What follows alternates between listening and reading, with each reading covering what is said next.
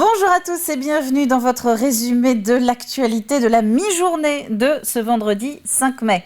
Après plusieurs mois d'emballement du marché de l'immobilier vendéen, celui-ci se tasse depuis quelques mois. La Chambre des notaires de Vendée notait par exemple fin décembre les premiers signes de ralentissement de l'activité. Pour autant, la dynamique de l'ensemble des communes vendéennes se poursuit, leur attractivité également. Exemple au Mazo qui vient officiellement d'inaugurer 2 logements sociaux, 2 maisons qui complètent un lotissement en construction qui est déjà complet. Cyril Guillet. Vendée Logement inaugure sur la commune du Mazo 2 nouvelles maisons en locatif, 2 logements sociaux individuels qui ont trouvé leur place au cœur du lotissement communal, déjà composé de 13 autres lots. On est là pour accompagner les dynamiques de développement. Le Sud Vendée est dynamique. Il y a aujourd'hui beaucoup de demandes. Il y a quelques années, on avait encore de fortes différences de dynamique entre la région nord, littorale, le Sud Vendée, l'Est, le Bocage. Aujourd'hui, il y a de la demande partout. Un phénomène qui se vérifie aussi ici. En un peu moins de 8 ans, la commune est passée de 450 à 500 habitants. On a eu une génération qui malheureusement disparaît suite à l'âge, des maisons qui se vendent et que des jeunes qui arrivent, et ça c'est hyper important. On a réhabilité une partie de l'école, on va faire une deuxième tranche à ce mandat, et ce qui nous permet d'attirer de plus en plus de jeunes sur notre territoire. Il y a plusieurs raisons, les gens se sentent bien ici parce que 10 minutes, un quart d'heure c'est Niort, un quart d'heure Fontenay-le-Comte. Ils font 100 mètres, ils sont au bord de la rivière. Il y a des sentiers pédestres, les pistes cyclables pour les familles avec les petits-enfants ou des gens qui sont moins férus en sport. Le terrain est plat, à l'abri du vent, c'est plus confortable. Un cadre de vie qui attire et des entreprises qui embauchent. Un duo gagnant qui soulève tout de même une problématique. On subit aussi, nous, un manque de logements dans le Sud Vendée. Le Sud Vendée avec Fontenay-le-Comte est très attractif, puis aussi à proximité de Niort. Les logements sont très demandés. J'ai un exemple, c'est ma commune, Bouillé-Cours-d'Eau, où il y a 10 ans, on était à 423 habitants, on est passé à 650 habitants, avec un fort développement, 30% en 10 ans, avec des jeunes qui sont venus s'installer. On est dans des prix très acceptables et avec un cadre de vie, comme je vous disais, magnifique. Et pour répondre à cette demande, le Mazo étudie la possibilité de lancer la construction d'un nouveau lotissement.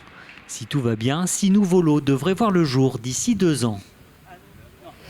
Un mot d'emploi à présent avec cette nouvelle filière agricole qui est en train de se mettre en place dans le département, l'élevage de brebis. Les débouchés se multiplient dans les rayons alimentaires des grandes et moyennes surfaces. Pour y répondre, le bassin de production ne se cantonne donc plus à l'AOP Roquefort, à celle de l'Osso-Iraty ou encore à la Corse. En Vendée aussi, on peut se lancer et c'est ce que voulait montrer cette semaine Cavac avec des portes ouvertes à Saint-Paul-Montpény. Aujourd'hui, donc, il y a plusieurs intérêts. Le premier intérêt, c'est l'intérêt déjà sociétal, parce que la brebis laitière correspond aux attentes des consommateurs. On est donc sur des animaux qui pratiquent beaucoup de pâturage, avec un lait qui est plébiscité par le consommateur. Le lait de brebis est un lait digeste, comme le lait de chèvre.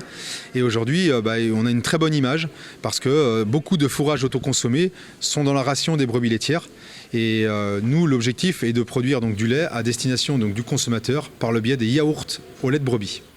De la culture à présent, avec la compagnie de clowns Les Artisans Rêveurs. Elle travaille sur une nouvelle création depuis 3 ans et a profité de ce mois d'avril pour passer une semaine au cœur du théâtre municipal de Fontenay-le-Comte. Le temps de peaufiner la mise en scène et la mise en lumière. Cyril Guillet a retrouvé la comédienne Sylvie Martin et le metteur en scène Julien Delim pour partager ses instants fondateurs. Donc quand tu fais le chemin là, de l'envol, ce moment où tu es pour toi et tu pars comme ça, il n'y a plus à jouer public presque. C'est vraiment toi qui es dans ton délire. À quelques jours de leur sortie de résidence, Sylvie Martin et son metteur en scène Julien Delim peaufinent les derniers détails. Après 3 années de travail et de réflexion, le clown qu'elle incarne est en pleine mutation. Mettez-vous par 2, voilà, en rang, par 2, voilà, super. Comment tu t'appelles ? Le travail artistique a évolué, on est passé par différentes phases, différentes couches, et il y a dans ce travail un brin ou un gros grain de folie qu'on ne retrouve pas dans les clowns que j'ai pu proposer, comme par exemple dans Blue, ou alors l'année dernière sur La rencontre d'Aimé et Paulette. Mais là, on touche vraiment à quelque chose de plus profond encore, de plus intime.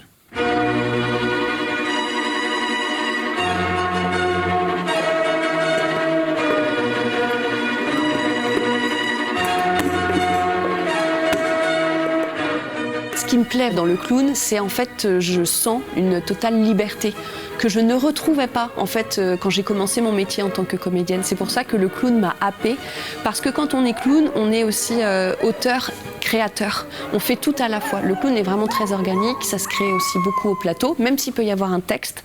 Là, c'est vraiment quelque chose qui émane en fait du comédien finalement.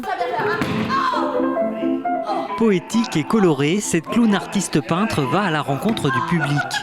Ici, la compagnie des artisans rêveurs propose une traversée de la vie vue par le prisme de la relation établie entre l'artiste et son œuvre. Elle adore les couleurs, elle adore les gens et elle va donc s'arrêter un instant pour les peindre. Parce qu'elle est seule, c'est une vraie solitude et donc elle s'ennuie à mourir. Et de cette peinture, finalement, elle va s'inventer des histoires, elle va s'inventer une famille jusqu'à inventer son compagnon, son mari, son chevalet, à faire naître un bébé. C'est un personnage qui est jamais lisse, il a une histoire et voilà, il vient interloquer, il vient faire réfléchir, il nous renvoie. En fait, c'est un miroir de notre propre humanité. La première de Bougez pas sera donnée le 13 juin à La Tardière. Vous pourrez ensuite découvrir cette création le 19 juillet à Fontenay-le-Comte dans le cadre du Festival des Ricochets et le 27 août à Parthenay. Et nous terminons ce flash au Sable d'Olonne avec le 34e défi des ports de pêche qui s'y prépare après Pornic en 2022. L'événement est prévu cette fois-ci en Vendée. Ce sera du 22 au 28 mai. C'est la première fois que la ville va recevoir cette compétition nationale. L'Île-Dieu l'avait reçue en 2012. Une régate qui réunit pendant une semaine des équipages de marins-pêcheurs et de plaisanciers pour que ces deux mondes qui se partagent l'océan, mais souvent pas beaucoup plus, puissent se connaître un petit peu mieux. Les Sables d'Olonne, terre de voile, terre de marins, pêcheurs. Donc c'était une évidence en fait que l'on puisse venir ici cette année. Donc il y aura des courses tous les jours, 1, 2, voire 3 chaque jour, pour arriver donc dimanche à la finalité et remporter cette fameuse grosse barre à roues qui est le trophée du défi des ports de pêche. Et là, c'est la fin de ce journal. Merci à vous de l'avoir suivi. Le prochain rendez-vous avec l'actu, c'est à 18h et ce sera avec Diane Delangle. D'ici là, très bon après-midi sur TV Vendée.